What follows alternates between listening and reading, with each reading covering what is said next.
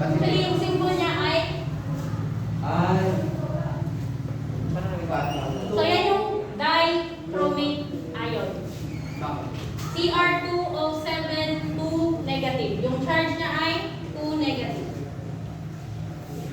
So since reaction to equation, meron kang reactant forming product. Saan lagi yung reactant?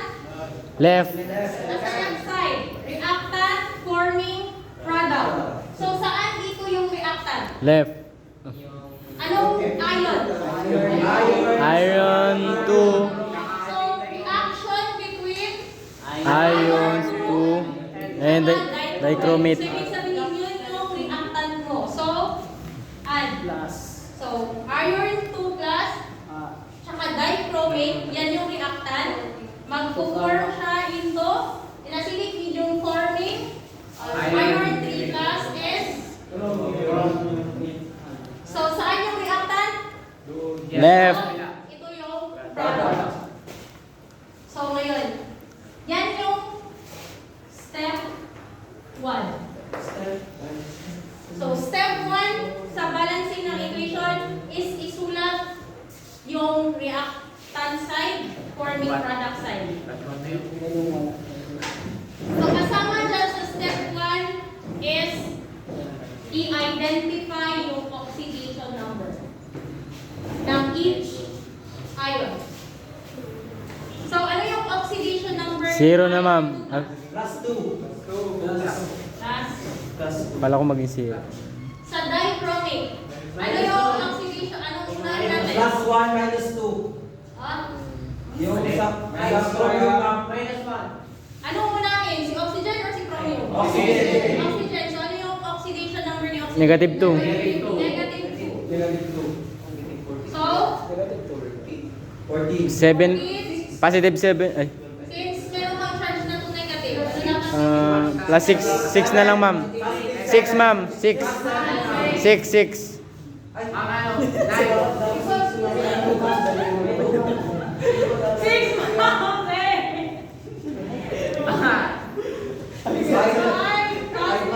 Six. 6 nga, ma'am. So, ito ay 6 times 2, 12. 2 times 7, 14. So, dapat equal yung charge niya. Sa negative 2. Okay? So, ano yung 3 plus? 3 plus 3. Plus, hindi 3.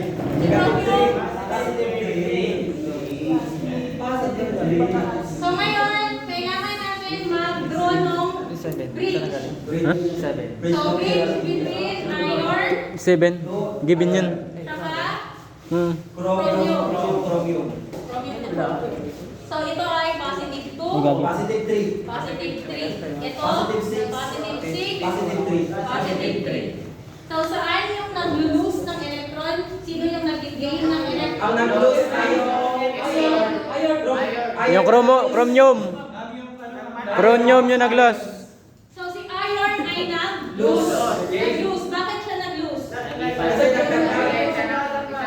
So, dahil nagiging more positive siya, so, ibig sabihin natanggalan siya ng electron. So, loss of Electron. dito, Gain electron.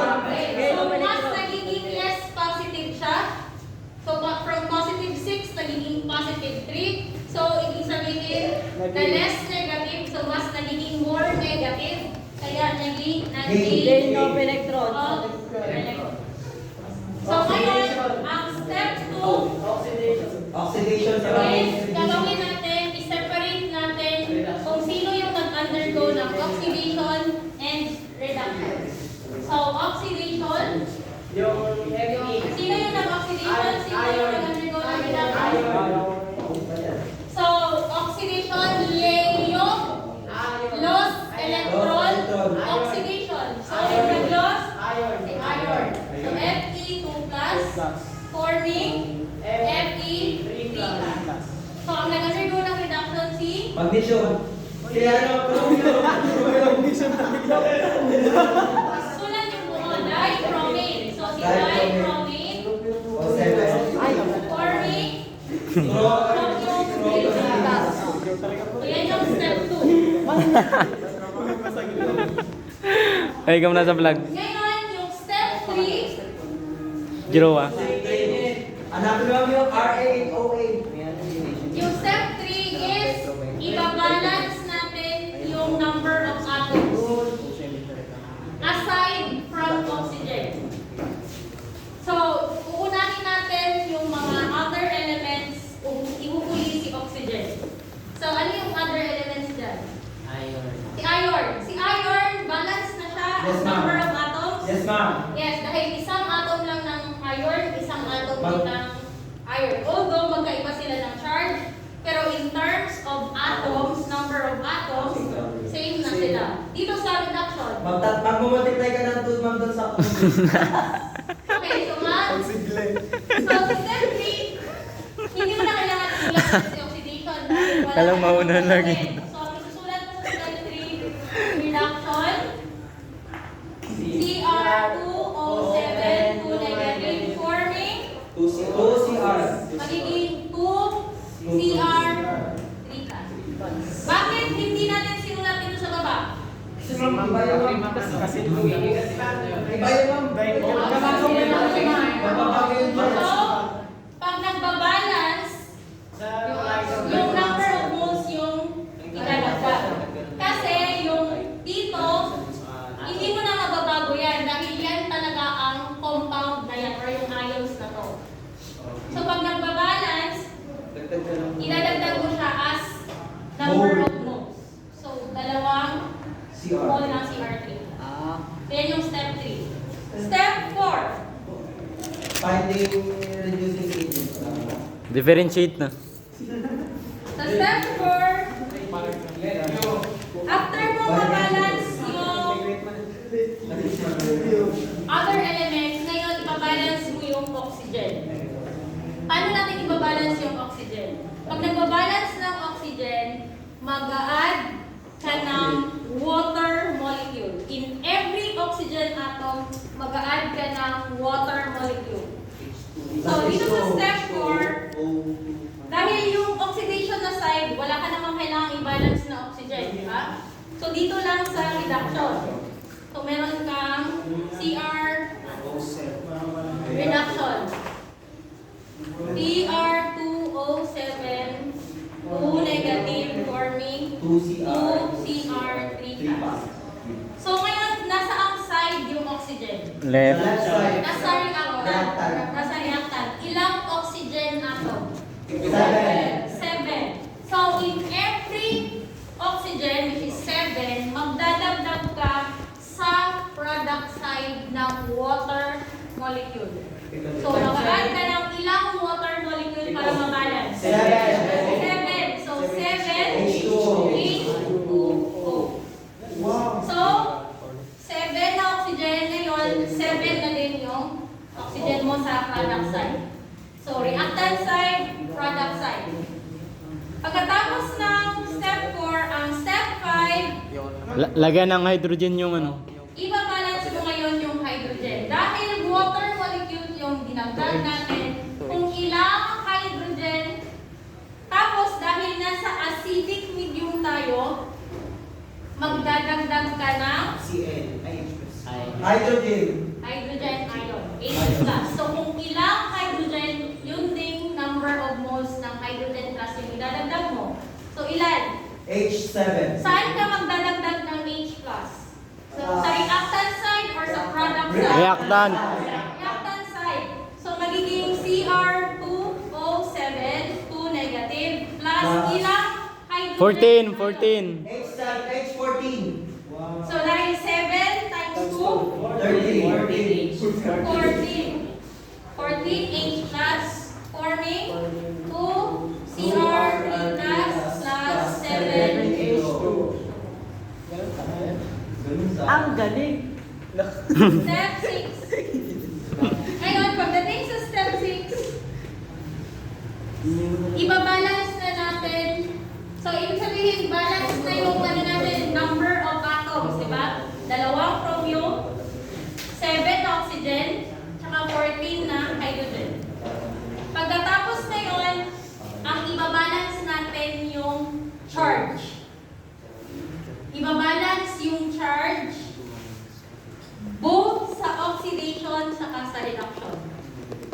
pag nagbabalance tayo ng charges, mag-a-add tayo ng electrons. So, oxidation, Fe2 plus forming Fe3 plus. Yung charge ng reactant side ay ilan? 2. Yung charge sa product? 3. So, saan ka mag-a-add ng electrons? Sa reactant. Reactant. Sa product. Reactant product. Dahil oxidation, nag-lose ng electron. So, ibig sabihin, yung electron mo nasa product side na. So, plus 1 electron. So, yan yung isusulat mo. So, ngayon, mag-balance na yung charge. Dito sa reactant side, 2 plus. Sa product side, 2 plus na din. Dahil nag-add ka ng isang electron. Sa reduction na side, Grabe. ano mangyayari? Ilan yung i-add natin? 37. May tubig. 14 plus, forming 2, CR3 plus 7, 8. So, meron ka, anong charges mo? Meron kang 2 negative, tsaka 14 na positive. Dito, ilang? 6 Ilang charge? 6 positive. Yung water. 14. At, anong charge dito? 7 positive. 7 Positive. 7 minus. minus 7 positive or minus. water molecule. 1. Bakit may charge ba yung water? Di ba neutral siya? Ano siya charge? 0. So, paano natin i-balance? Dito, 14, positive 2 minus. So, ibig sabihin, 12. Tapos dito, 6 plus. Saan ka magdadagdag ng electron? Sa reactant. Sa reactant. Sa reactant. Dahil reduction, so, dapat mag-gain siya ng electron. Which is nasa ano side? Reactant side. So, ilan yung i-add natin electron? 6. 6 electron. Sa may lip mo. So, 6 electron.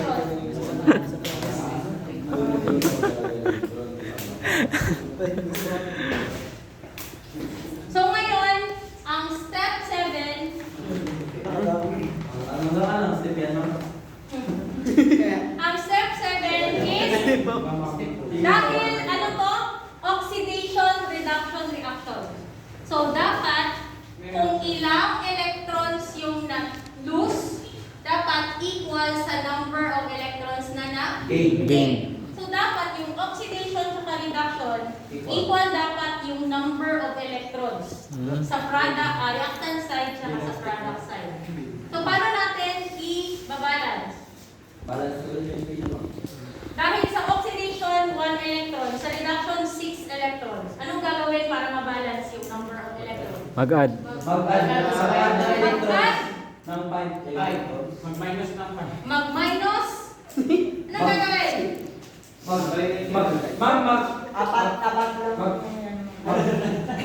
Tatlo pala. Ang gagawin ay mag-multiply. Ano, saan ka mag-multiply? Sa kabila. Sa oxidation. I-multiply mo ng ilan? 5 electrons. So lahat, i-multiply mo ng 6. So, ano mangyayari? So, sa oxidation, magiging ano na? 6 Fe. 6 Fe2 plus forming 6 Fe3 plus Fe3 plus plus 6 electron. electron. So, sa reduction, same lang. 6 electron plus Cr2O7, 2 negative, plus 14, H plus, forming 2 Cr3 plus 7 H2. So, ngayon, equal na ba yung number of electrons sa reactant side at sa product side? Yes, ma'am. Yes, so 6. So, makakancel na ngayon ang 6 electrons. So, mangyayari, pwede mo na siyang i-add. Which is yan yung step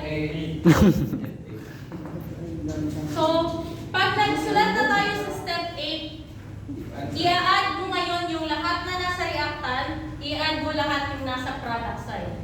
So, laging unang sulat yung oxidation. So, isusulat mo una si? Fe. Oh, so, 6 FE. Fe 2 plus, anong kasunod? Plus. Lahat na nasa reactant side. Plus. Plus CR2O7 2 negative. Plus 14. Plus 14 Plus. Plus. So, yan yung lahat na nasa reactant side. Forming 6 Fe. So, lagi muna sulatin yung oxidation. So, 6 Fe 3 plus 2 CR3 plus 7 H2. Ang Last time, ha? Ngayon, Pa yan yung ano pa step yan? 9. Wow. wala. Ang step 9 is i-verify mo yung lahat ng number of atoms Kung equal. saka charges kung tama na ba. Para sure. So, yung iron, ilan na yung sa reactant na side? 2. Sa reactant side, ilang atoms ng iron? Isa. 6. Sa reactant, 6 din. 6 din. Yung chromium, ilan? 2. Dalawa. Dalawa din. Yung oxygen, 7. 7. Dito, 7. din. Yung hydrogen, 14. 14. 14 din. 14. Galing. Ngayon yung charges, ilan lahat? 33. Ilan lang yung charge? Dito, 0. 0. Ay. 0. Ah! 12. 12. Positive. Dito, 2 negative. Ito, 14 plus. Ilan yan? 26. 24. Minus 2. 24. So, 24. Plus. Charge. Ay, yung charge is Sa positive reactant. 24. Dito sa kabilang side. 6 6 times 3? 18 18. plus 6. 18 plus 6. 24. So, balance? Balance. Ngayon, ang balance ionic equation natin ay? Balance. Ayan o. What the? So, 6 iron 2 plus 1 mole ng dichromate plus 14 H plus forming 6 moles ng Fe3 plus 2 moles ng Cr3 plus 7 water molecule. So, yan yung ionic equation, balance ionic equation in acidic medium. Kapicture ako. Ay, ako pala. Kailangan ko yan. Acidic pa lang. Yan lang ang ano ko yun. Ang pag-asa ko sa buhay. Picture. Gaya mo yan, engineer. So, pag nakulangan ng step, Step neck.